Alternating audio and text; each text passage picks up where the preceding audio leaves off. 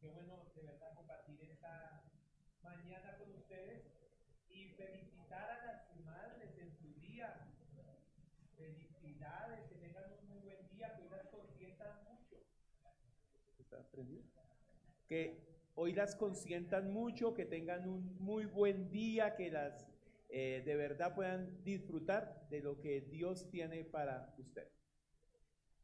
Vamos hoy a continuar con nuestra serie de estudios que hemos venido teniendo acerca de la primera carta a los Corintios, pero quisiera que hoy afináramos un poquito nuestros conocimientos en arte, ¿no? Yo me imagino que va a sobrar todo lo que voy a decir, pero vamos a proyectar acá algo.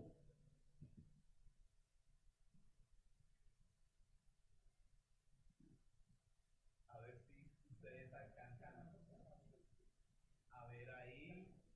Ah, ok.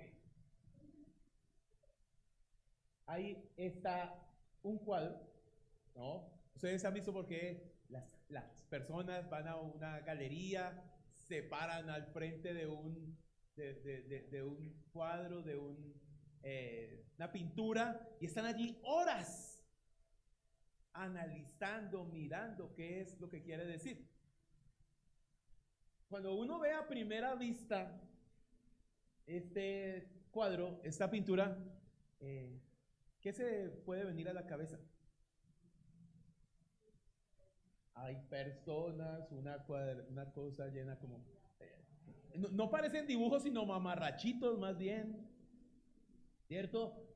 No, es muy pintoresco, pero no puede entender uno mucho qué significa ese cuadro, a no ser que el autor o alguien nos lo explique. Este cuadro es de el artista Van Gogh. Los que no conocen un poco de él, él murió muy joven, 37 años de edad, ¿no? Apenas. Él fue hijo de pastores, de un pastor protestante, ejerció incluso como pastor él, fue misionero, Van Gogh. Pero después de los 28 años se dedicó al arte, a pintar. Y en solo un par de años pintó más de 800 cuadros. Cuando Van Gogh murió, no era famoso, apenas había vendido un cuadro. Uno de los tantos que había pintado, apenas había vendido uno. Pero después de eso, su arte se extendió, ¿no? Y se convirtió en un artista muy reconocido y famoso. Pero ¿qué quiero que miremos acá? ¿No? Este cuadro se llama Terraza de Café, ¿no? Terraza de Café por la noche de 1888. ¿No? Y uno no ve muchas cosas, pero ahora permítame explicar. Yo tampoco lo entendía, tampoco sé, si no es porque alguien le dice a uno o le enseña esas cosas. Lo primero que uno ve es que en esa parte amarilla, que es la terraza, que es como un café, está un hombre parado, está de blanco y tiene el pelo largo. Pero curiosamente, a los lados, quienes lo rodean, si ustedes cuentan, hay 12 personas. Y si se dan cuenta, una de ellas está saliendo misteriosamente por una puerta. ¿Ya con qué lo empezaron a asociar? Pero todo el cuadro, ¿con quién lo estamos asociando? Con la cena del Señor. Entonces, está el Señor sirviendo en las mesas, están los apóstoles sentados, está Judas escapando para ir a venderlo. Pero no solamente eso nos transmite el cuadro. Ustedes ven el fondo de la ventana donde está parado Jesús. ¿Qué forma exactamente? Una cruz, ¿no? Allá los dos parales azules. Y él está mostrando hacia el fondo, ¿no? La crucifixión, lo que va a hacer Judas y dónde va a terminar Jesús allá en la crucifixión. Pero no solamente eso nos muestra el cuadro.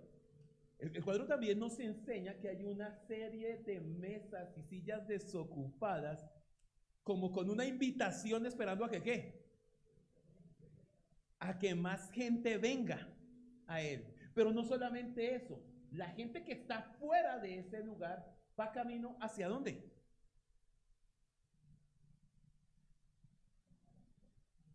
Hacia la oscuridad.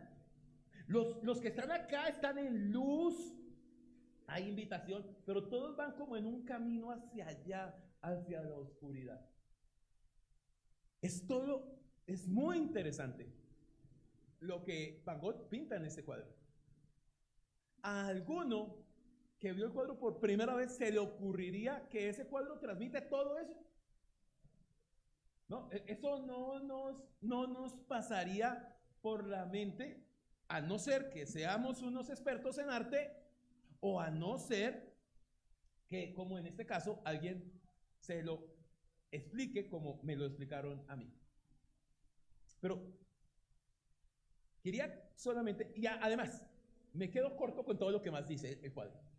Yo solamente hablé lo que me interesa, porque este cuadro significa muchas más otras cosas, las estrellas. Usted, no sé si podemos bajar el cuadro un poquito, creo que está muy arriba. Al fondo se van a ver estrellas y una serie de cosas que también tienen un significado. Pero quería iniciar con esto, mostrando este cuadro. El que lo quiera buscar, ya les dije, se llama Terraza, Noche de Café en la Terraza, 1888. Y lo pueden buscar y apreciar un poco más ustedes allá, y seguramente buscar más datos del cuadro y todo eso. Pero el asunto acá, ¿no? El asunto que quiero que vean es que ustedes acabaron de leer, todos acabamos de leer un texto, ¿no? El texto de Primera de Corintios capítulo 2. Y lo que nos enseña ese texto, lo que nos habla, básicamente la palabra que más se va a repetir en ese texto es la palabra sabiduría. Y nos muestra un contraste entre dos tipos de sabiduría: la sabiduría de Dios y la sabiduría del hombre, ¿no? O del mundo. Y recuerden que lo que hemos venido hablando, lo que básicamente habla la carta de Corintios, es una respuesta a unas preguntas que la iglesia de Corinto estaba haciendo y soluciones a unos problemas que la iglesia estaba viviendo. Recordemos los problemas nuevamente. La iglesia de Corinto estaba viviendo un problema de división, ¿no? Que es el que va a tratar en los primeros capítulos. Después también va a tratar un problema sobre la condición sexual, sobre la condición sexual, la pureza, la moral, ¿no? En esos dos versículos después del capítulo 5. Pero también después, en el capítulo 8 en adelante, va a tratar de las comidas sacrificadas a los ídolos y de la idolatría. Después va a hablar de los servicios del orden en el culto. Y por último va a hablar de otro tema, que es la resurrección. Entonces la carta a los Corintios está dirigida con el propósito de contestar preguntas y solucionar problemas desde un punto de vista teológico. Ahora, hace 8 días empezamos a ver el problema de la división. ¿Se acuerdan? Que dijimos que unos seguían a Pablo, ¿no? Otros seguían a Cefas, otros seguían a Apolos y otros seguían a Cristo. La iglesia estaba dividida por lo menos en 4 bandos, ¿no? Y Pablo escribe escribe ese primer capítulo mostrando que la iglesia no debe estar dividida por hombres, porque básicamente está unida es por el Señor Jesús, debe ser el centro, ¿no? Que la cruz debe ser la bandera y que el hombre debe entender la soberanía de Dios. Pero en el capítulo 2 él sigue hablando del problema de la unidad, y ahora se va a referir y se va a dirigir hacia la sabiduría. Ahora, ¿por qué? Recuerden, permítame leer lo que dice el versículo 22 del capítulo 1. Porque los judíos piden señales y los griegos buscan sabiduría. Los griegos amaban la sabiduría, amaban filosofar. La palabra filosofía, filios, es compuesta etimológicamente por filios, amor, sofía, sabiduría. Etimológicamente significa amor a la sabiduría. Eso significa filosofía, amor a la sabiduría. Y eso era lo que ellos querían. Ellos les encantaba ¿no? Esos hombres que elocuentemente eran supremamente poderosos. Ellos les gustaba que les hablaran con buena argumentación. Ellos les encantaba esa filosofía. Entonces, esa filosofía de la cultura griega estaba influenciando la iglesia en Corinto. Eso no sucedió solo en ese momento. Esas filosofías del mundo, esas filosofías culturales, contemporáneas, siguen influyendo en la iglesia. Por ejemplo, permítame decir algunas de las filosofías que hoy intervienen en la iglesia. Por ejemplo, el pragmatismo. ¿Saben qué es el pragmatismo? Si hay algo que funciona, eso está bien. Sé pragmático. Si eso es práctico y funciona, hágalo. Por ejemplo, entonces en la iglesia vamos a dar lechona. Oiga, dimos lechona y vino harta gente. Eso funciona. Entonces sigamos dando. No importa que no tenga nada que ver con el evangelio, no importa que tenga nada que ver con el mensaje que queremos transmitir, pero si hay cosas que funcionan, hagámoslas. Eso es una filosofía del mundo que se ha impregnado en la iglesia. Otra filosofía del mundo que se ha impregnado en la iglesia, la filosofía del utilitarismo. ¿Y en qué consiste esa filosofía? En que yo me debo sentir útil e importante. Yo debo, a mí, toda persona quiere ser importante. Por eso ahora, antes en las empresas no había problema con decirle a los empleados ayudantes, trabajadores. No, ahora les dicen colaboradores. La misma cosa, pero más barato. Pero el asunto es que eso hace que se sienta, que lo hagan parte de la compañía. Y eso es una cosa del mundo que se ha metido en la iglesia. Entonces, por eso es que vemos en la iglesia, de ahí nace todo lo que conocemos la mentira, porque eso no es evangelio, la mentira de la prosperidad. Entonces tú vienes a la iglesia, pero en la iglesia entonces si ofrendas, Dios te va a dar el doble. Si tú naciste para ser cabeza y no cola, y una serie de cosas que te dicen. Eso es utilitarismo del mundo a la iglesia. Pero hay otra filosofía, el humanismo. El humanismo es la filosofía de que el centro es el hombre.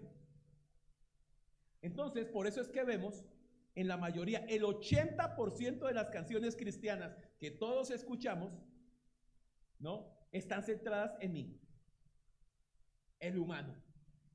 Dios viene y me consuela, Dios me ama, Dios me perdona, Dios me salva.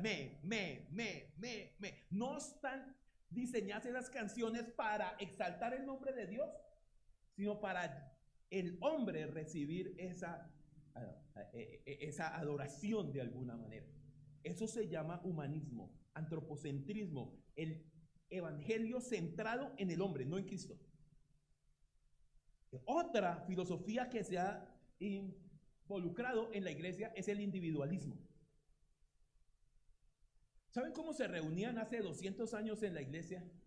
O vamos a ver más sencillo, ¿cómo se reúne la iglesia católica romana hasta hoy? ¿Hay salones de niños? ¿Baños? ¿Grupos? No, todos están en un solo lugar. Pero el individualismo ha hecho que en la iglesia entonces haya grupos de jóvenes, grupos de niños, niños de tal a tal edad, niños de tal a tal edad, mujeres, y todavía me dicen, pastor, ¿y cuándo van a atender a las madres solteras? Y a las madres cabezas de familia, y a los padres no sé qué, y a las parejas no sé qué, porque todos queremos una atención individual. Eso es una cultura, eso es una filosofía del mundo que se ha involucrado en la iglesia. Se llama individualismo. Y la otra es el entretenimiento. ¿Cuál es el mercado, lo que más produce dinero hoy en día en el mundo? El entretenimiento. Cine, música, películas, redes sociales, entretenimiento. Eso es lo que más produce hoy dinero en el mundo. Entonces, eso se ha involucrado en la iglesia. Entonces, Las personas vienen a la iglesia, están acostumbradas a estar en un celular que va a no sé cuántos cuadros de velocidad por hora. Un reel que dura, ¿cuánto? ¿20 segundos? ¿10 segundos? Y lo pasa y va a sentarme una hora a escuchar al pastor. Eso no es nada entretenido. Y entonces, entonces buscamos incluso, ¿no? Que cada vez las predicaciones sean cortas, los cultos sean más cortos, oiga, si el niño viene, démosle algo para que se distraiga. Todo eso han sido cosas de la filosofía del mundo que se involucran en la iglesia. Porque siempre ha pasado lo mismo. Esa es una cuestión. En ese entonces, en Corinto, para ellos lo majestuoso era la sabiduría. Y lo que querían eran predicadores que fueran y elocuentemente convencieran y que argumentaran con muchas posiciones y con muchas sabiduría. Y Pablo lo que está diciendo, esta no es el asunto. Yo no voy a predicar sabiduría del mundo. Lo que voy a predicar yo es la sabiduría de Dios. Porque la sabiduría de Dios, y esta es la frase que quiero que ustedes sencillamente aprendan esta mañana, no es necesario más. El resto que voy a hablar es solamente argumentar esto, pero la frase básicamente que quiero que quede claro es que la sabiduría de Dios lleva a la unidad, pero la sabiduría del mundo te lleva a la división. La sabiduría de Dios lleva a la unidad en la iglesia, pero la sabiduría del mundo conduce a la división en la iglesia. Entonces, vamos a ver esa sabiduría de Dios que lleva a la unidad.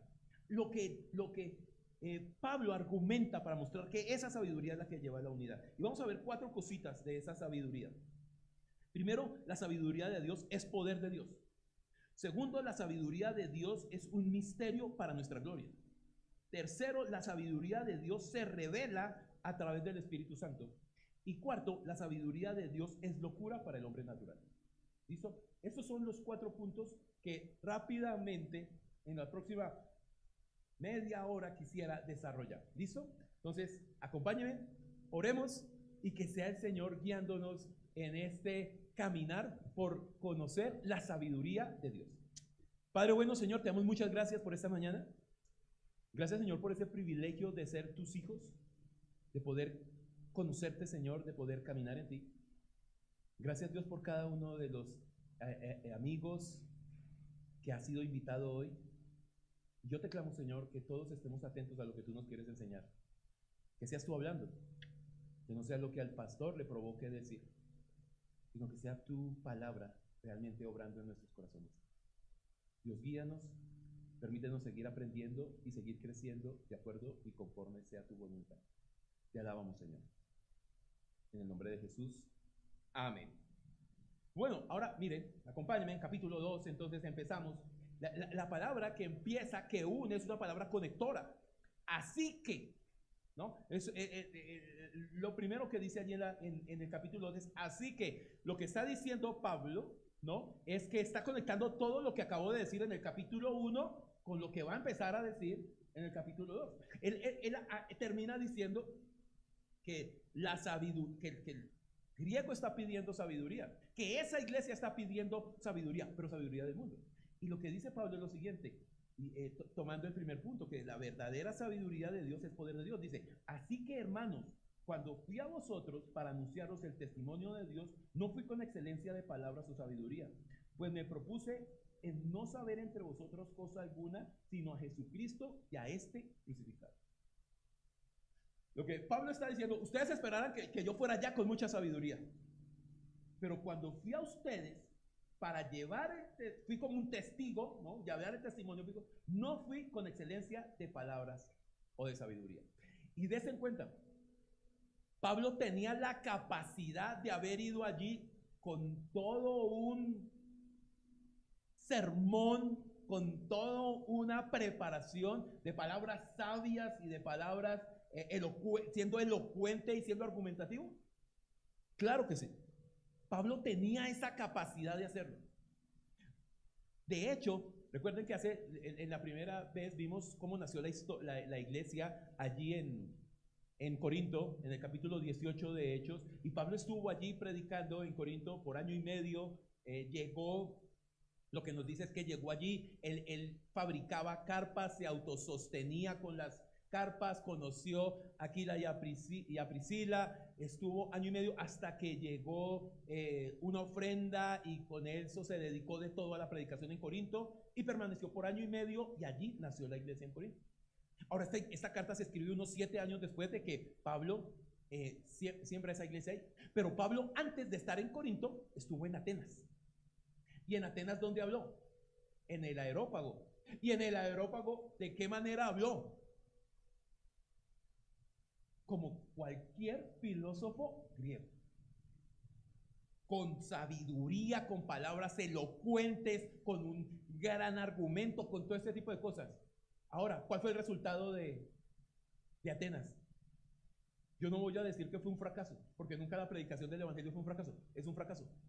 Pero toda esa elocuencia no sirvió de mucho. Fueron muy poquitos los que se convirtieron en Atenas. Pero ahora Pablo va a Corinto, y a Corinto, como dice acá, dice: nosotros no anunciamos el testimonio de Dios, no fui con excelencia de palabras o de sabiduría, pues me propuse no saber entre vosotros cosa alguna, sino a Jesucristo y a este crucificado. Ahora, dense cuenta que él dice: me propuse, fue voluntario. Él decidió que no iba a ir con esa argumentación elocuente y sabia, sino más bien iba a predicar a Cristo y a Cristo crucificado. Y eso es muy importante, hermano. Eso es supremamente importante, queridos, porque uno no necesita pararse acá a convencer a nadie. Esa no es nuestra tarea. La tarea que Dios ha designado a sus hijos es predicar el evangelio. Tú predica el evangelio, y Dios dice en Hechos: y yo añadiré a la iglesia los que han de ser salvos. Yo no convenzo a nadie, esa no es mi tarea. La tarea de convencerlos a cada uno de ustedes y de cambiar sus corazones es del Señor. Pero mi tarea como predicador, o la tarea de Pablo en ese momento, es enseñar el evangelio. Pero, como dice otra vez el versículo 2, sino a Jesucristo y a este crucificado.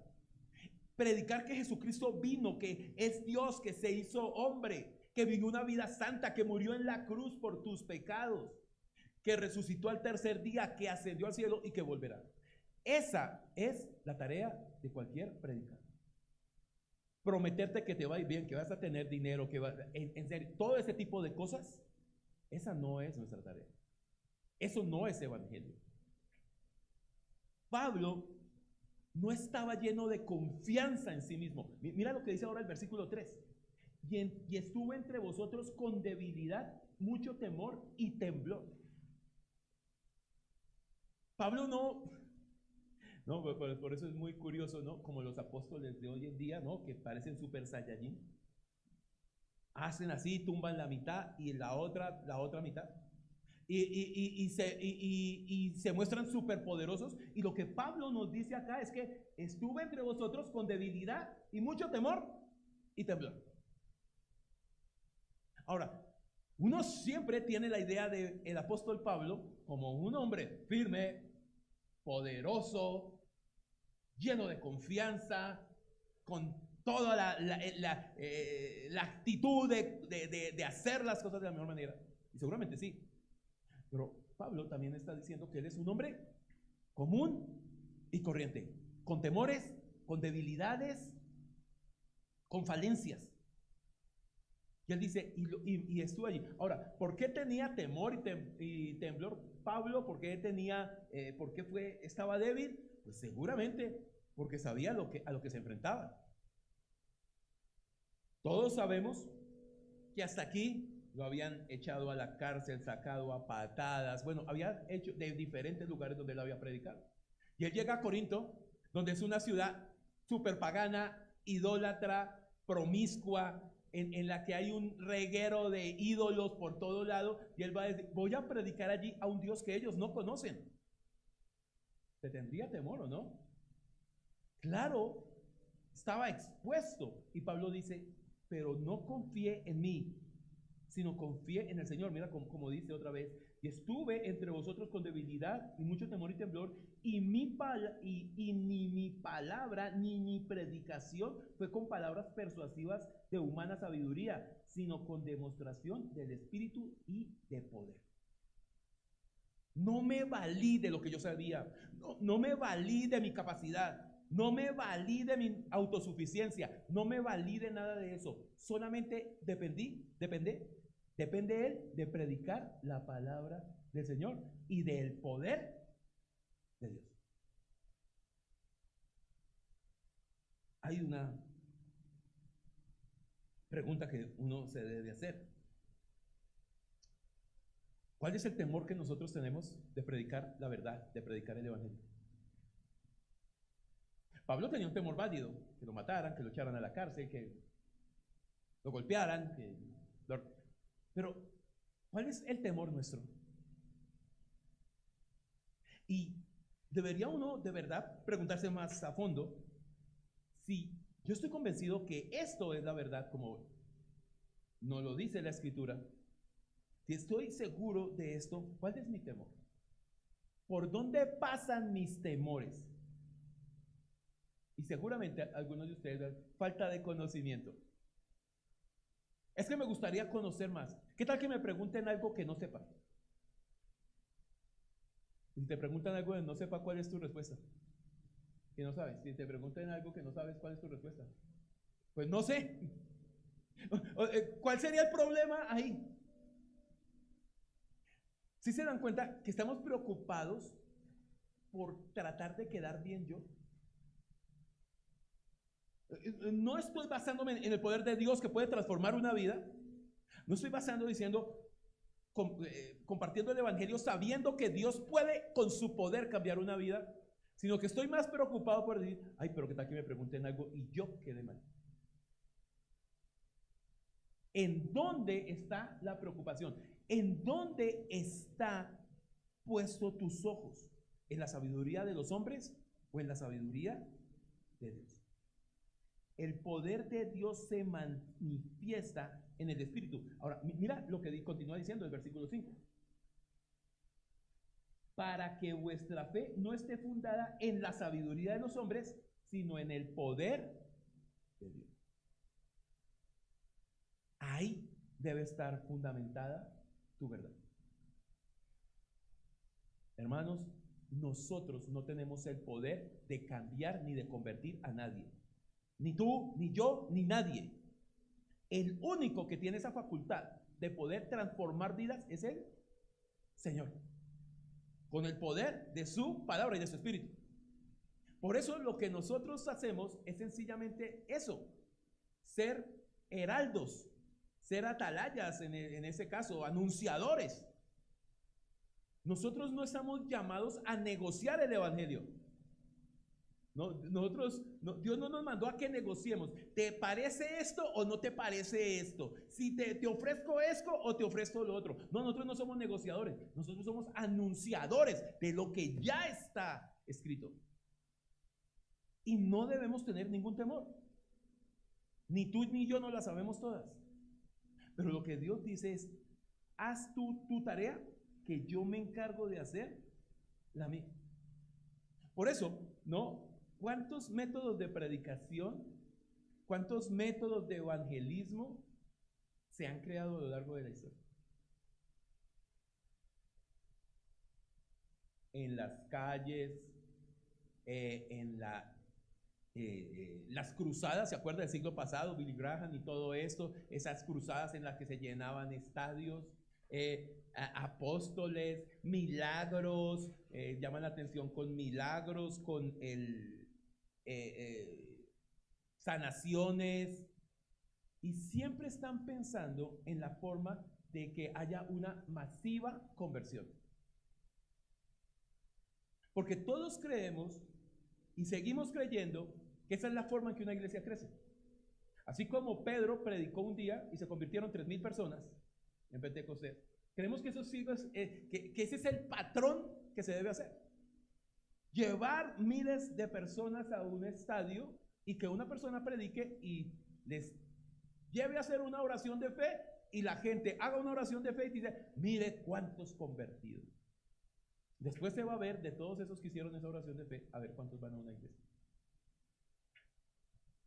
Eso nunca garantizó nada. ¿Por qué? ¿Por qué creció la iglesia del primer siglo? Si ustedes estaban, leemos ahí el libro de Hechos, ¿no? Leemos ahí, sí, Pedro predicó y se convirtieron 3,000. Pero ¿qué fue lo que hicieron esos 3,000? Cada uno se fueron ¿a qué?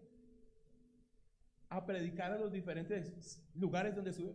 Cuando Pablo salió, cuando Pedro y Pablo salieron a predicar, pues en todo lado ya había creyentes, porque todos estos que conocen tienen una tarea, ir y hacer discípulos. La tarea no está, la sabiduría de Dios y la tarea del evangelio no consiste en que alguien predique, no, eso es la tarea del pastor.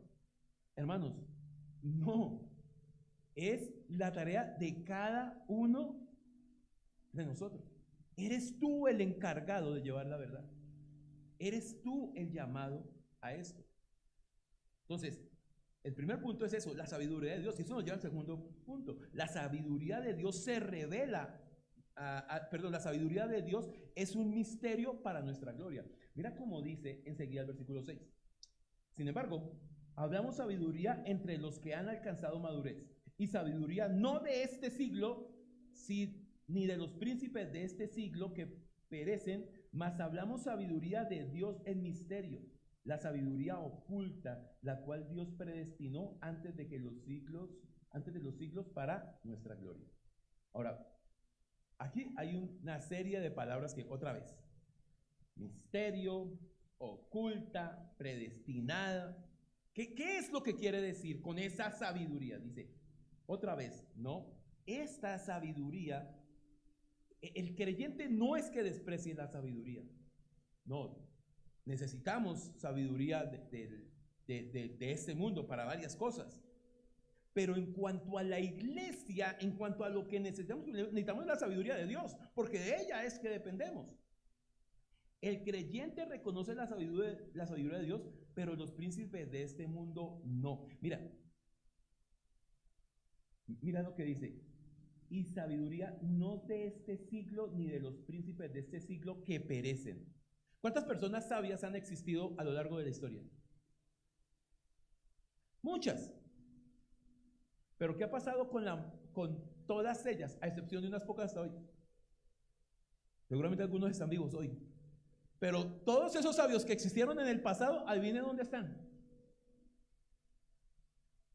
Todos ya han muerto. Porque la sabiduría de este mundo perece. Muchas cosas de las que fueron reveladoras, impulsadoras en su momento, sencillamente ya no funcionan. Porque la sabiduría de este mundo es temporal, pasajera. Mientras que la sabiduría de Dios lo que quiere transmitir es que sigue siendo para siempre. Esa sabiduría sí vale la pena. Por ejemplo, cosas como estas que se han involucrado en la iglesia en los tiempos de Jesús, y no voy a hablar ni siquiera de los cristianos. Hablemos en la época clásica de hombres griegos y romanos, mujeres griegas y romanas. ¿Qué era lo que se enseñaba a las mujeres? Que debían de tener hijos. Ahora, ¿cuál era el propósito de que los griegos, de que los romanos y de que esa cultura tuviera hijos? Una sola razón. Entre más hombres hubiera, más poderoso se hacía ese imperio. Y era necesario que las mujeres tuvieran hijos. Y eso era lo sabio. Y todo el mundo estaba perfectamente de acuerdo. Era algo lógico. 2000 años después, ¿qué piensan? ¿Dónde quedó eso que era al parecer tan sabio? Cuando hoy vemos que la mayoría de mujeres las están mentalizando ¿para qué tener hijos? Porque esa es la sabiduría que nos están vendiendo hoy. Que los hogares, ¿para qué matrimonio? ¿Para qué? Es mejor casarnos y adoptar una mascota. Lo que antes era formar un hogar, establecer un hogar, mirar, y esto es un principio básico, no estoy hablando ni siquiera, lógicamente lo instauró Dios desde el principio, pero eso era normal en cualquier cultura. Hoy, eso ya no es lo sabio. Y más bien, lo que es sabio hoy es prepárate, estudia, sé lo que quieras hacer, no dependas de nadie, vive solo, no sé qué, en fin. No voy a hablar de ese tema, porque ese no es el tema que está hablando acá. Pero el asunto es, ¿a dónde va a terminar todo esto? Porque cada vez que nosotros ponemos ni a un lado ni al otro, ni lo que decían los romanos, tener hijos para que sumar ejército, ni lo que decían lo que decimos hoy, que para qué tener hijos, sino realmente qué es lo que dice Dios acerca de ese tema. Es necesario conocer la sabiduría de Dios. Es necesario someternos a Dios. ¿Y a quién está revelada? Dice, mas hablamos sabiduría de Dios en misterio, la sabiduría de Dios oculta, la cual Dios predestinó antes de los siglos para nuestra gloria. Y quiero que ser muy claro en esto. Primero, esa sabiduría de Dios era un misterio. ¿Qué es un misterio? Algo que está oculto y no se ha revelado. Eso es un misterio, ¿no? Eso es misterioso, ¿no? Por eso vemos películas y hay algo misterioso ahí, pero al fin y al cabo, después de ese misterio, el desenlace de la película nos muestra que se revela ese misterio. El asunto acá es que Dios sí tiene un misterio, pero ¿a quién le revela ese misterio que es la sabiduría? ¿A quién se lo revela? A sus hijos. ¿Y a quién se lo oculta? A los necios. Ahora, ¿en qué consiste esa sabiduría? ¿Qué es lo que Dios le reveló a sus hijos? Lo que Dios le reveló a sus hijos, que antes no entendíamos, pero ahora podemos decir, ya, era que nosotros nacimos separados de Dios, muertos en delitos y pecados, que el pecado de Adán y Eva nos llegó hasta nosotros. Recuerde, Romanos capítulo 5, versículo 12. El pecado entró al mundo por Adán. Y por el pecado entró la muerte. Y la muerte se extendió a todos.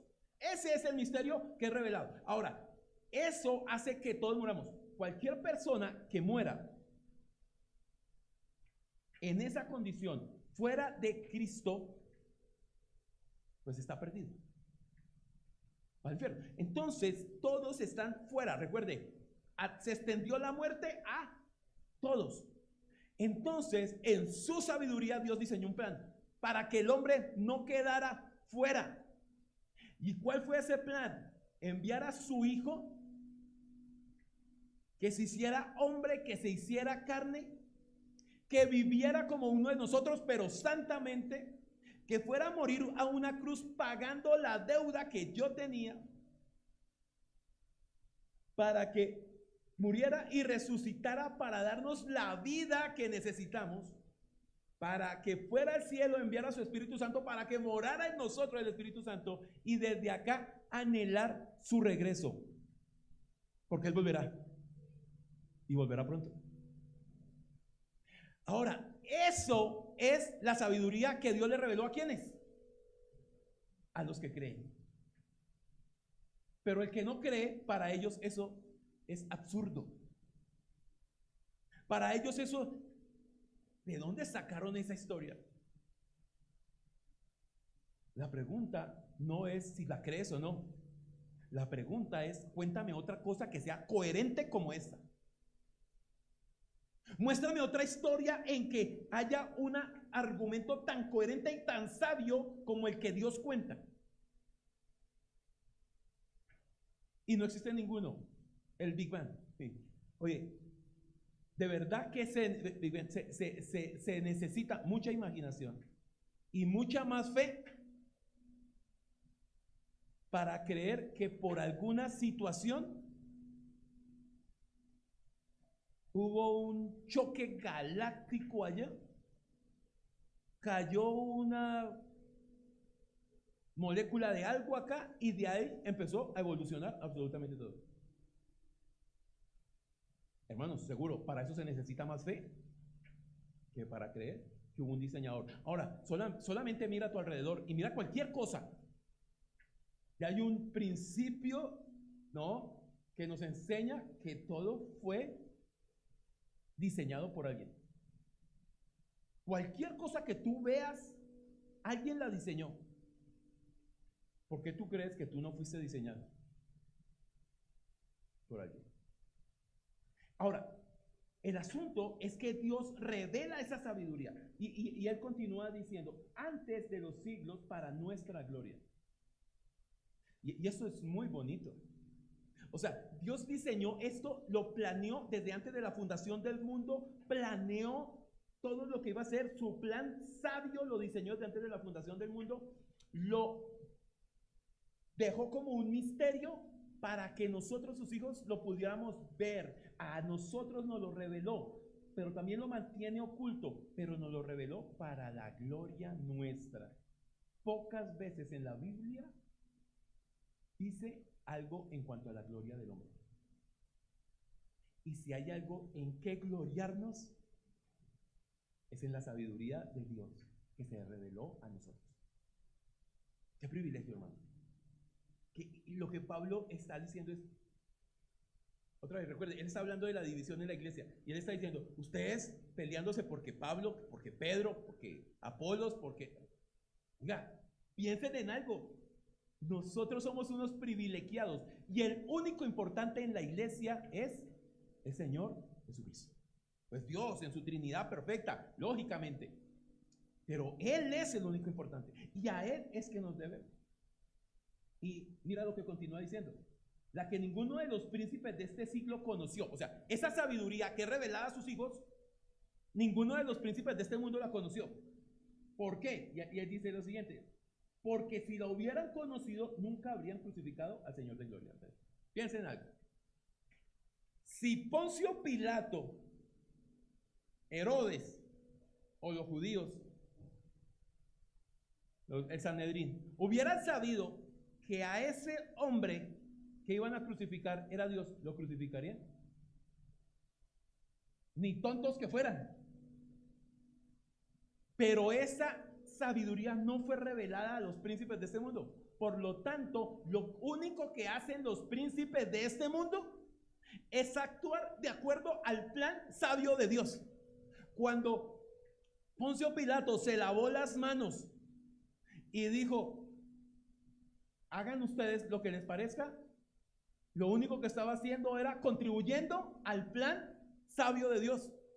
Cuando los judíos decidieron gritar, crucifícale, crucifícale, creyendo que se iban a librar de él, lo único que estaban haciendo era contribuyendo al plan perfecto y sabio de Dios. Cuando Herodes, el rey de Judea, dijo, llévenselo porque nada tiene que ver conmigo, lo único que estaba haciendo era contribuyendo al plan maravilloso y perfecto sabio de Dios.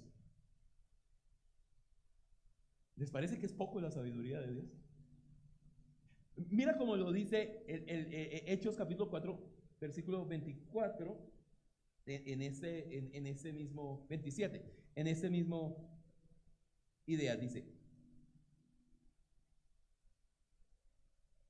de hecho, eso ocurrió aquí en esta misma ciudad, pues Herodes Antipas, el gobernador Poncio Pilato, los gentiles y el pueblo de Israel estaban todos unidos en contra de Jesús, tu santo siervo, quien tú ungiste. Sin embargo, versículo 28, todo lo que hicieron ya estaba determinado de antemano de acuerdo con tu voluntad.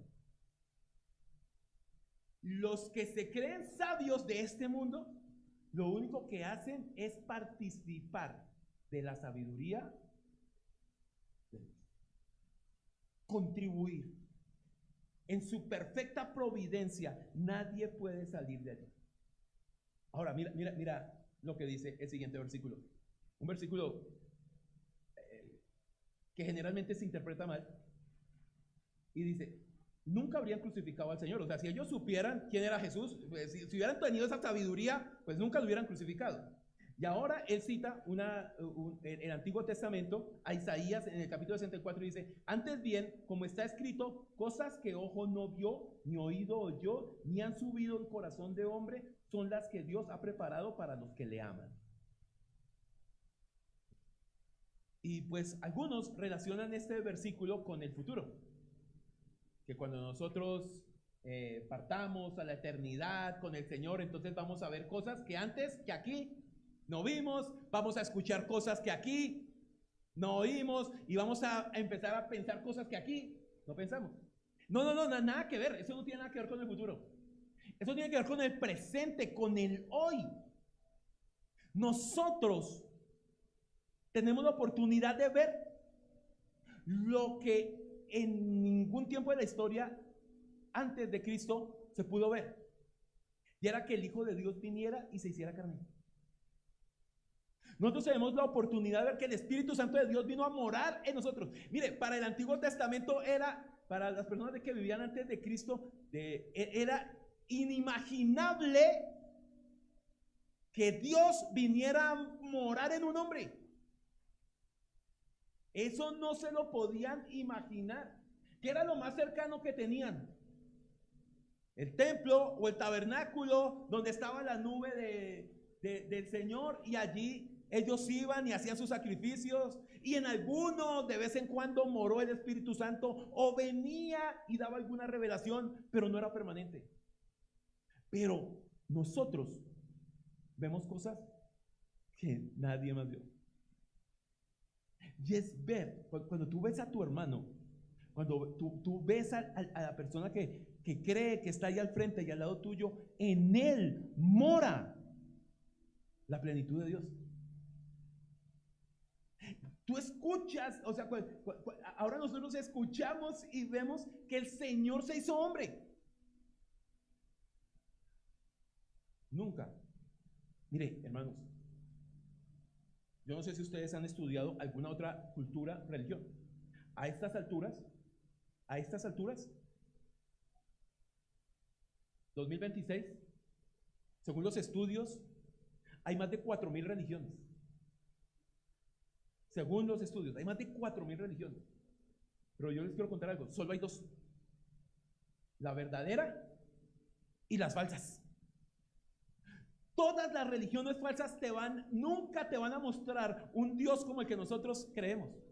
Toda la religión, la palabra religión se llama, viene del latín, religar. Re es volver, ligar, re es volver a ligar, volver a pegar. La religión es volver a unir algo que se rompió.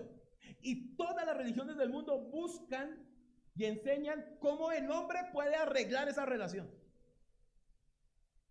Entonces lo hacen sacrificándose, haciendo ciertas cosas, comiendo ciertas cosas, absteniéndose de ciertas cosas. Todos son cosas que hacen los hombres.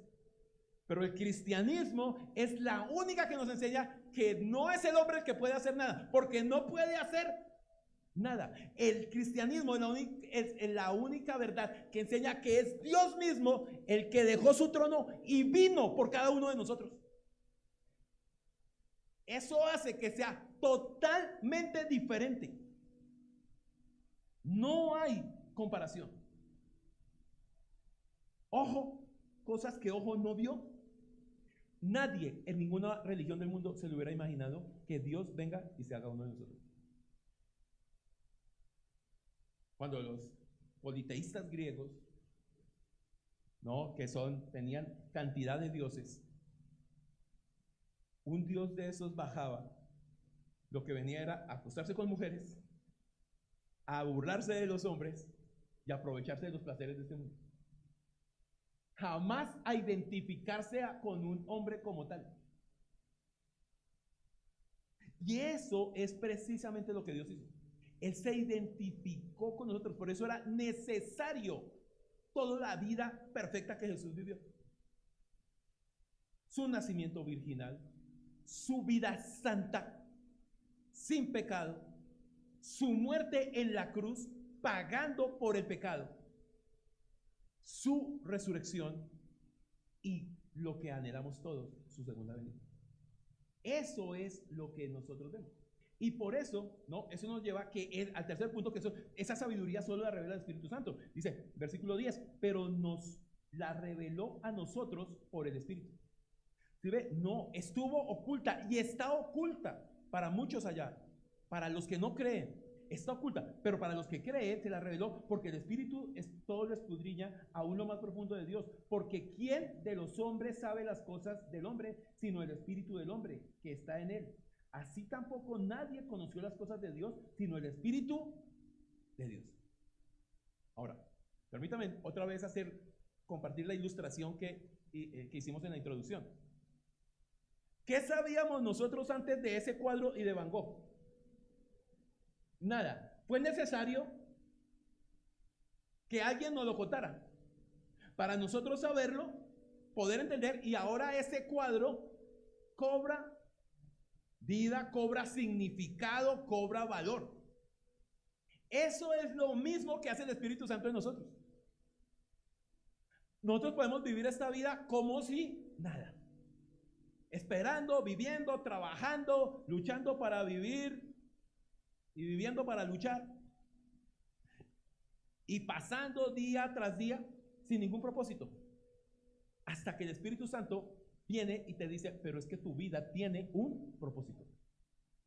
Hasta que Él viene y te revela y te muestra, tú tienes por quién vivir, tienes para qué vivir, tienes una razón de estar acá. Y cuando Dios viene y te revela esa verdad, entonces tú ahora dices, la vida tiene valor. ¿Qué te dice el mundo? Que tu valor está en tu trabajo, que tu valor está en tus hijos, que tu valor está en tu esposa, que tu valor está en lo que tú consigues o hagas.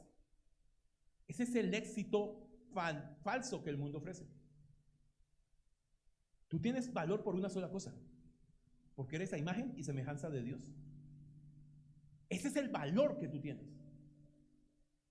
Llevas la esencia de Dios en ti, así sea caída, pero llevas esa esencia, y eso es lo que te hace valor.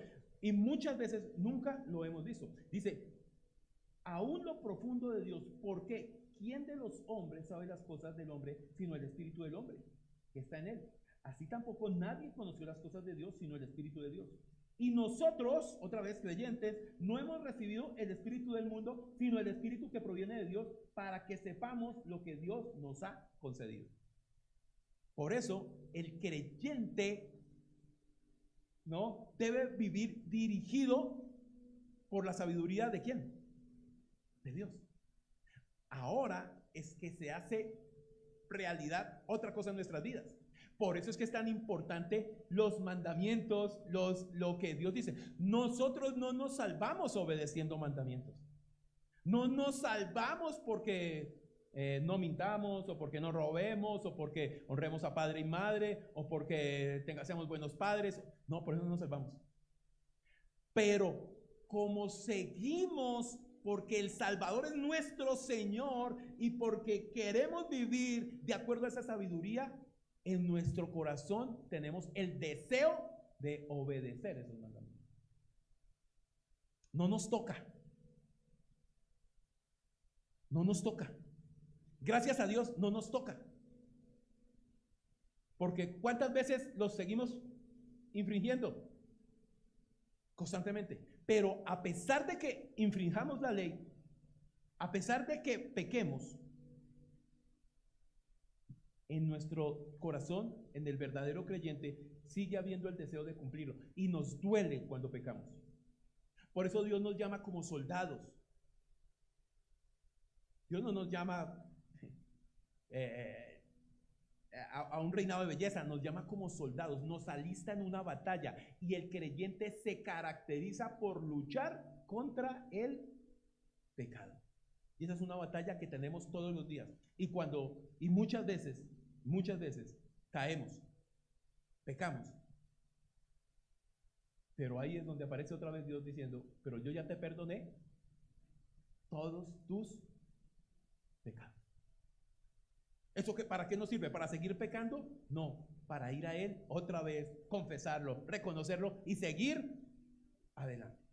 Esa es la diferencia de un cerdo y una oveja. Un cerdo va caminando y se encuentra un lodazal. Y el cerdo entra y se revuelca en el lodazal y ese es su hábitat natural. Pero la oveja pasa por el lodazal, se unta y busca cómo limpiarse de esa suciedad.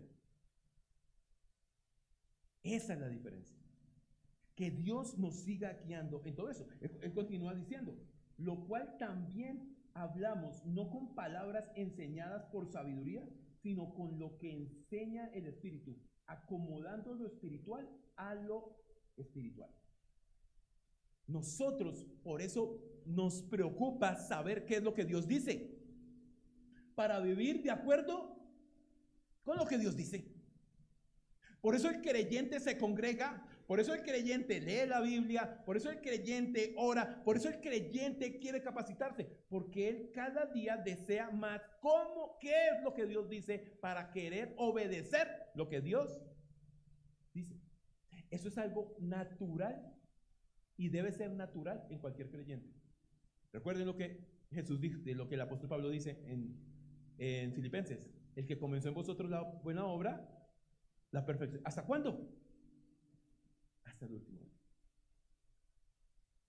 Esto no es otra vez, el cristianismo no es un frutiño. Tú lo tomas, lo revuelves y lo tomas y ya, quedé. No. El cristianismo es una experiencia de día a día. No son los 100 metros planos, es una maratón. Todo el tiempo vamos en una dirección, a veces más cansados que otros días, a veces más frustrados que otros días, pero queremos vivir espiritualmente. Y eso nos lleva al último punto. Por lo tanto, el hombre natural no entiende eso. Pero versículo 14, pero el hombre natural no percibe las cosas que son del Espíritu de Dios, porque para él son locura y no las puede entender porque se han de discernir espiritualmente. Entonces, para el hombre natural, ¿quién es el hombre natural? Cualquier ser humano que vive debajo de este mundo sin Cristo. Ese es el hombre natural.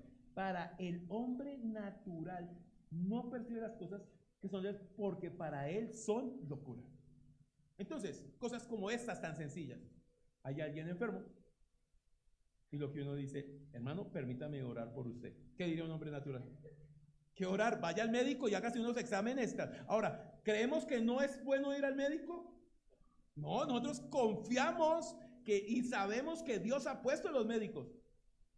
Pero como espirituales sabemos también que Dios puede sanar a una persona.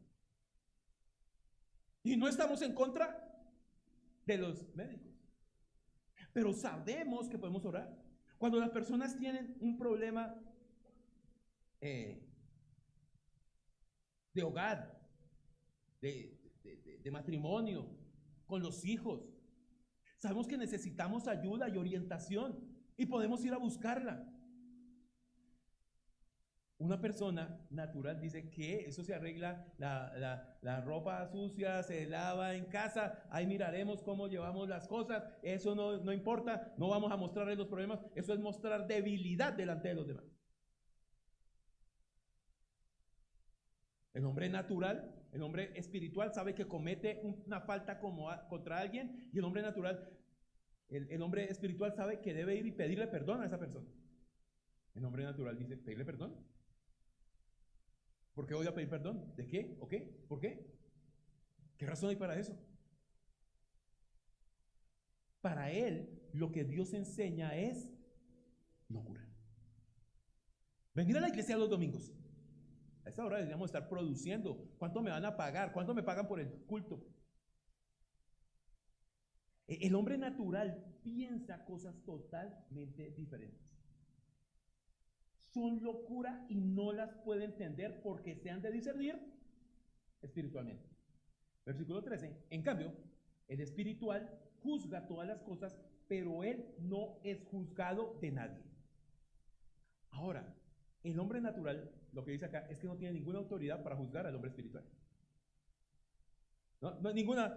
podrán decirle a nosotros muchas cosas, pero contra nosotros no nos pueden juzgar, porque el único que nos va a enjuiciar y delante del trono, delante del juicio que estaremos, es delante del Señor Jesucristo, no más.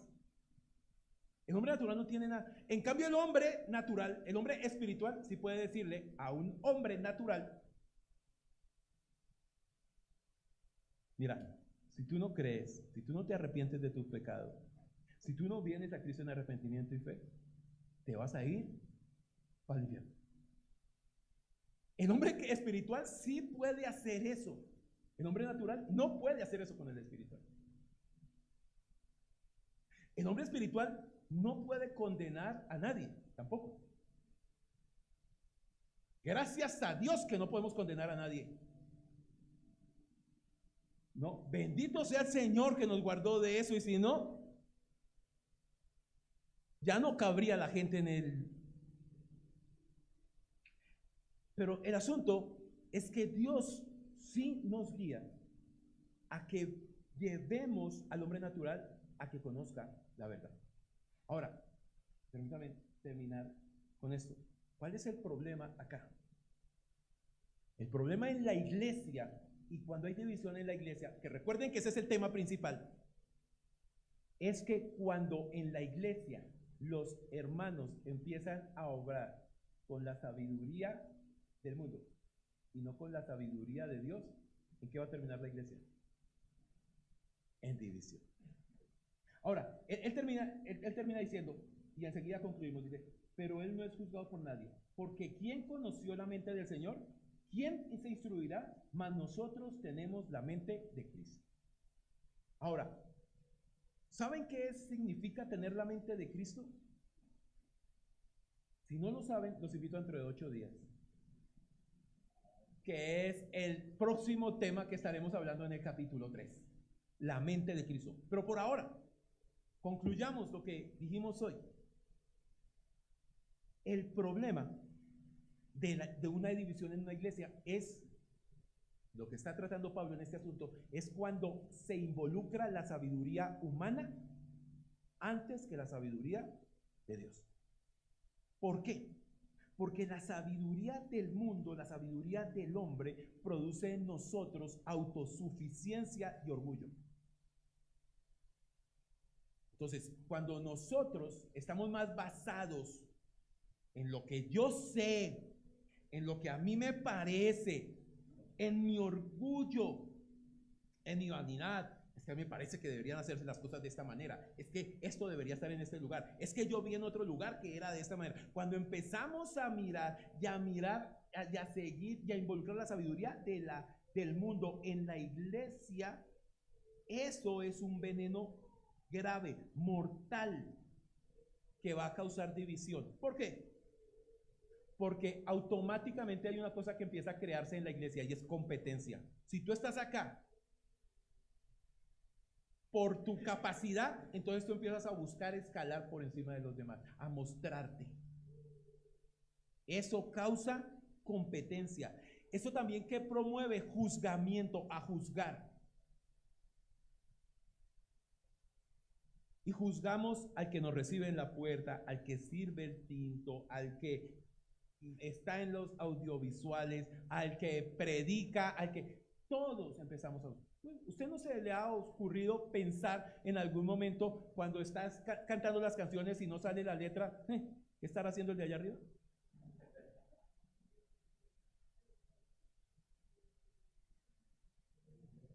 No les voy a decir lo que pensé, pero el asunto es que todos o ves enseñando a alguien y dicen, pero yo hubiera dicho esto.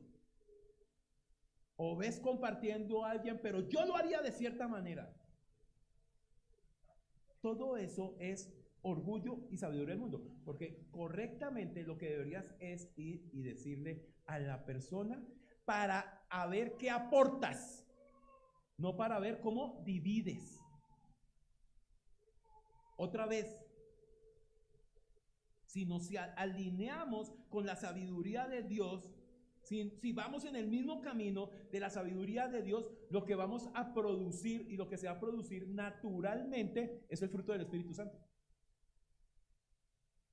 Y si todos los creyentes producen ese fruto, que es que amor, gozo, paz, benignidad, bondad, fe, mansedumbre, templanza, paciencia.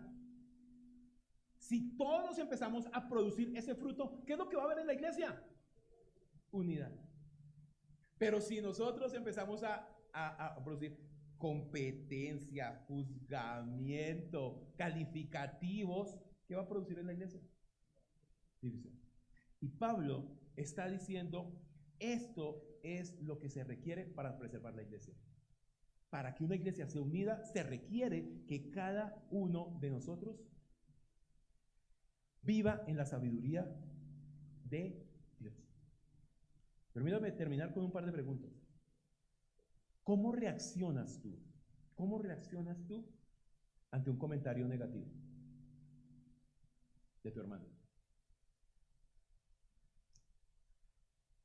Ante una provocación.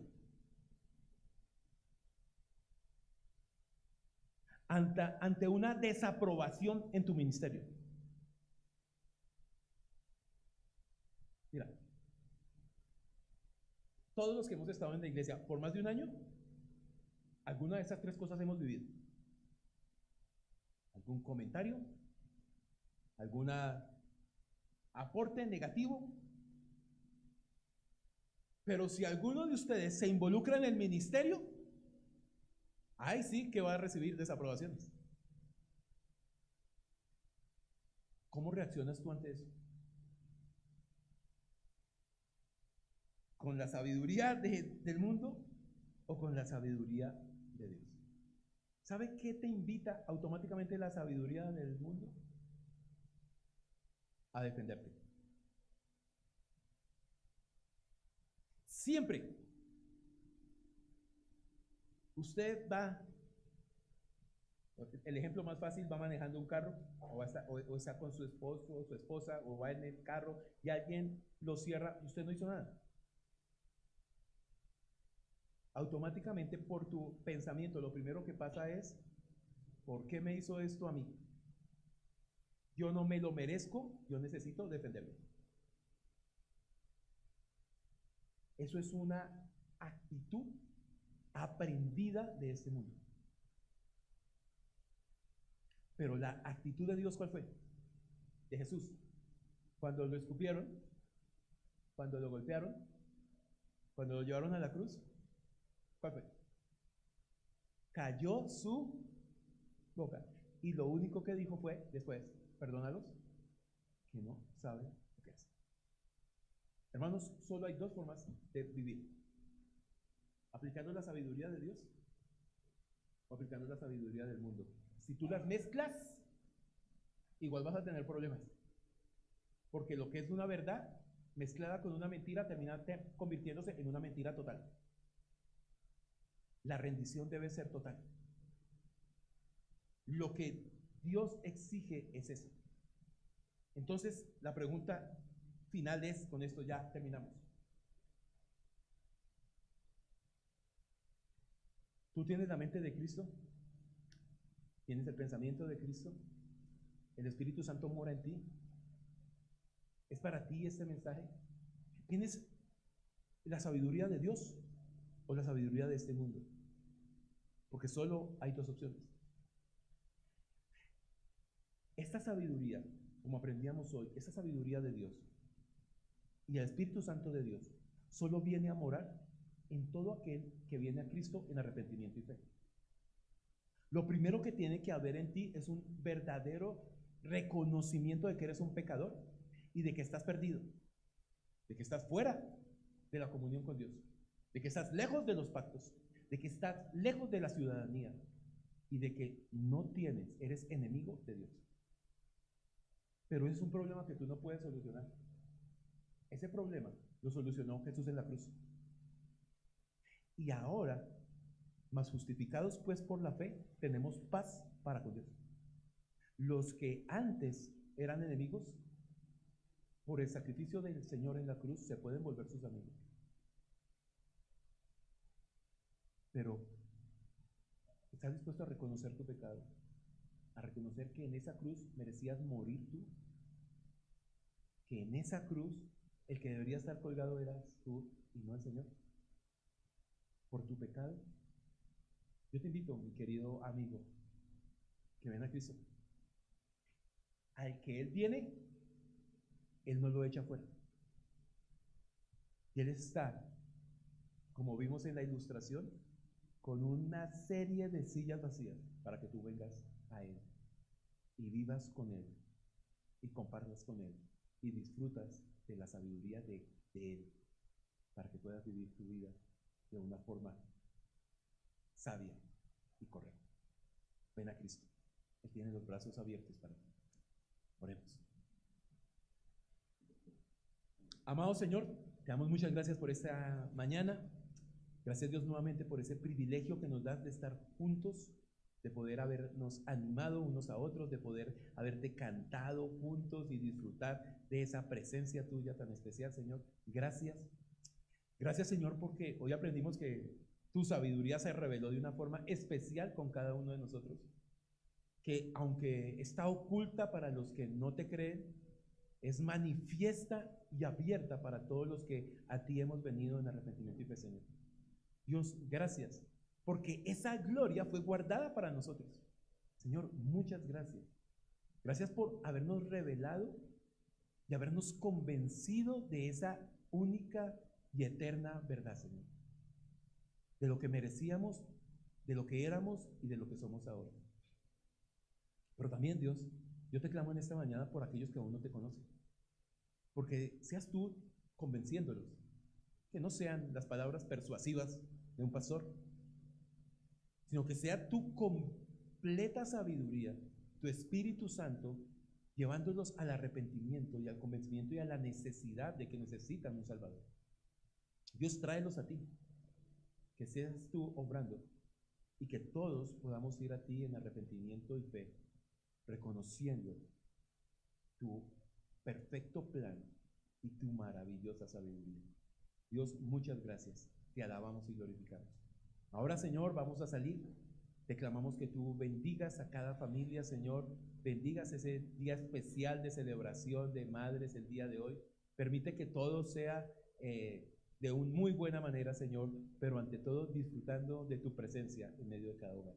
Te alabamos, Dios. Muchas gracias por este tiempo. En el nombre de Jesús. Amén.